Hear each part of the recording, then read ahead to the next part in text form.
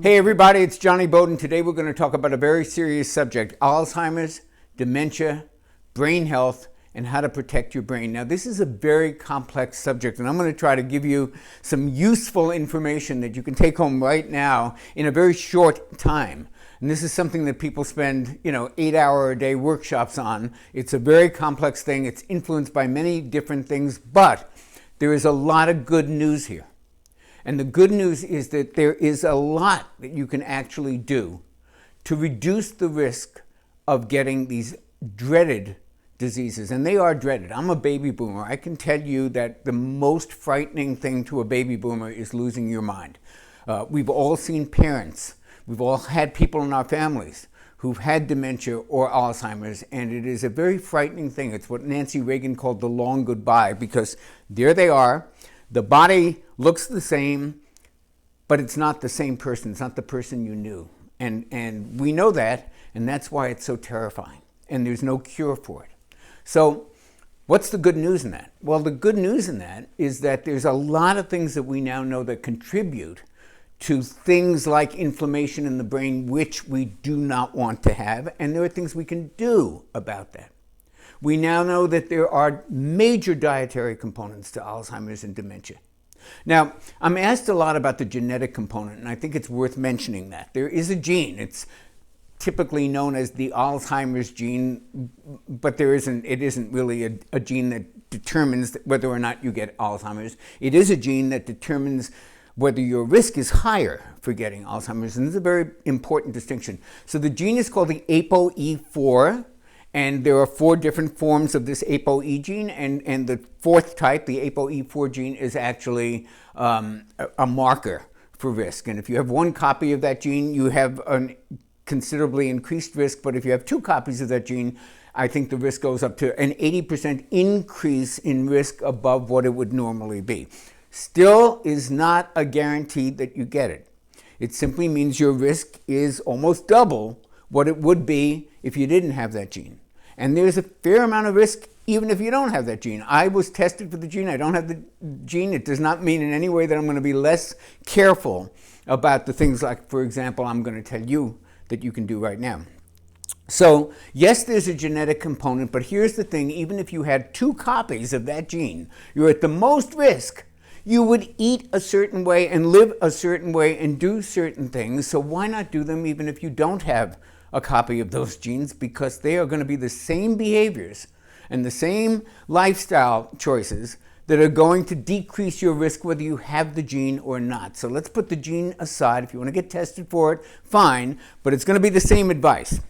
So the other thing I'm going to try to do in this video, which is, again, going to be way shorter than the material demands, is to give you first-rate resources. And I will give you at the end of this short video the best resource there is right now for Alzheimer's and for programs that integrate all the things that I'm going to talk about. So Alzheimer's is increasingly becoming known as type 3 diabetes. Now, why would that be? Because we are increasingly seeing that they have similar antecedents, similar conditions in the body, certain metabolic situations, like insulin resistance, for example, that underlies not only diabetes and heart disease, but as it turns out, Alzheimer's, which is why doctors are now calling that type 3 diabetes. And there is a connection between diabetes and Alzheimer's, and there is a connection between diet and both of them. So let's talk about some of the things we have talked about. What kind of diets cause diabetes or make it more likely to happen? Well, they're the kind of diets that are high in sugar and starch. They're the typical American diet. And those things raise insulin, and then the body can't keep up with it, and the carbohydrate metabolism is screwed up, and then you wind up with high blood sugar, high insulin, pre-diabetes, you're on the way. Well, turns out those conditions are very similar to what make the brain inflamed and more likely to develop things like dementia and Alzheimer's.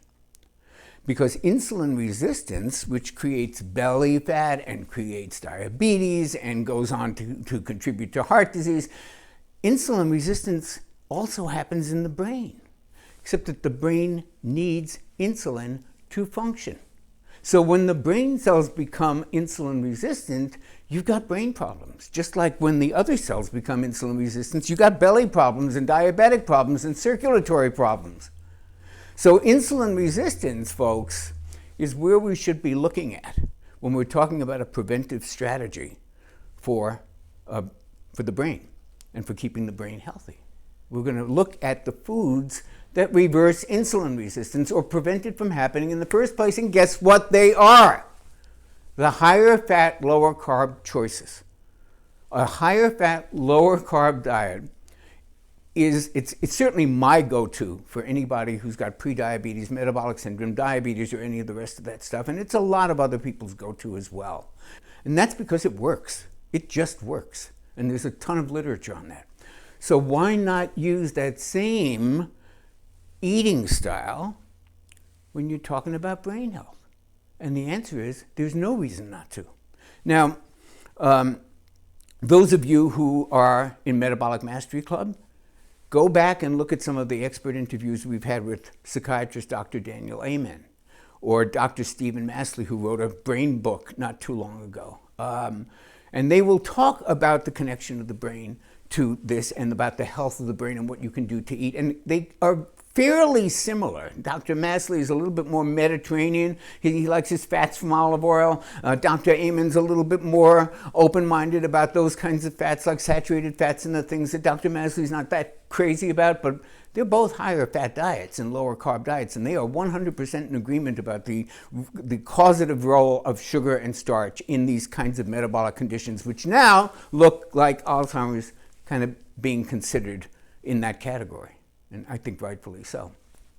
So the first thing you want to be able to do right now, the useful Monday morning information on this, is you've got to eat an anti-inflammatory diet. Whatever else they discuss as causative in the brain for Alzheimer's, whether it's plaques or tangles, and they debate all of these different conditions that show up in the autopsies of Alzheimer's patients, whatever else it is, what we do know is that there's inflammation, major inflammation in the brain when these kinds of brain disorders happen. There's insulin resistance and there's a lot of inflammation. And guess what? An anti-inflammatory diet, which helps to reverse, treat, or prevent insulin resistance, is exactly what's called for in this. Now, the resource, so that's the take home. That's the important thing to actually know about this. The resource I'm going to give you is Dr. Dale Bredesen, who wrote a book called The End of Alzheimer's. And if you are interested in preventing, treating, slowing down, or doing anything at all with this, you should check out that book. It's available everywhere. And let me tell you about Dr. Bredesen's program and why it is pretty much the only one that's ever shown any kind of success rate. I mean, you should know right away, there are no drugs for Alzheimer's. There's Aricept. It doesn't really work very well. It's basically, we don't know what to do with it. That's the conventional medical approach to it. Dr. Bredesen is a functional medicine doctor who looked at Alzheimer's the way, for example, Dr. Wentz looks at Hashimoto's, as a systemic, full-body, lifestyle-influenced disease. And because so many of the triggers for inflammation affect not only the body, but the brain, he looks at all of the kinds of triggers for inflammation, from stress to sugar to a disordered microbiome.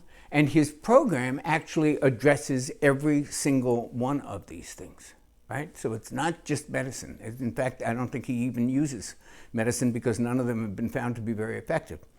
But he uses nutrients, and he uses just a host of supplements, and there is stress reduction in his program, and there are areas of life that are treated in his program that are not generally thought of as things you need to treat when you're treating or preventing or retarding Alzheimer's. And I've seen the films of his patients, including college professors who had to retire because they couldn't continue teaching, and they are pretty impressive films. This is not a guy who has a big media following. He's an academic. He presents mainly at conferences, But his book has gotten a lot of attention, and with good reason. And the take home, even if you don't read the book, is that there are a lot of lifestyle factors that affect the brain.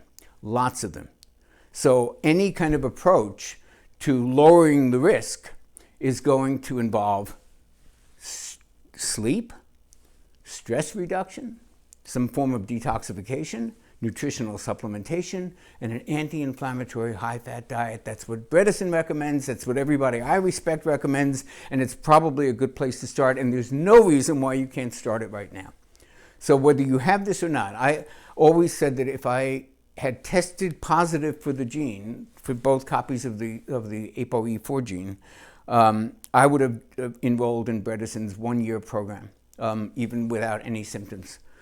He takes people at all levels of development of this disease. And if I really wanted to immerse myself and really reduce the risks, I'd probably do his program for a year. And luckily I don't have the gene, but there's nothing wrong with doing this program anyway, or at least adopting as many of the principles of that program in your own life as possible. Because believe me, the brain and its health are related to just about every single thing you are interested in, from weight loss to libido, to energy, to mental performance. They are all affected by different brain structures, and you can read about that in the books of Dr. Amen and the books of Dr.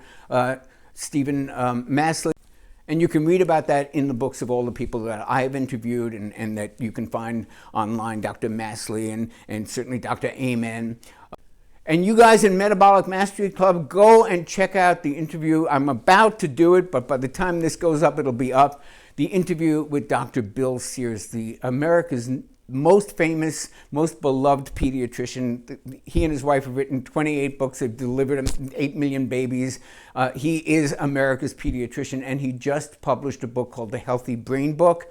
I automatically recommend it. I blurbed the book. I saw it when it was in the galleys, and now we're going to interview him for Metabolic Mastery Club. So you guys will all benefit from that, and everything that he says you can take to the bank in terms of preventive brain health and brain health in general.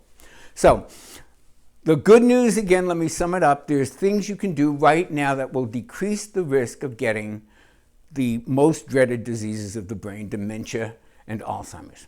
You can do them right now. You can change your diet. You can make it more anti-inflammatory. You can eat more omega-3s, which are the most anti-inflammatory molecule I know of. You can reduce sugar and starch. You can eat more fiber. You can do all those things. You can start exercising or continue exercising, because that's a part of Dale Bredesen's program as well, for many, many reasons, circulatory and mental. And those things can be implemented right now. And the beauty of it is all those things also help reduce the risk of diabetes, heart disease, and obesity. Everybody's happy. It's a great win.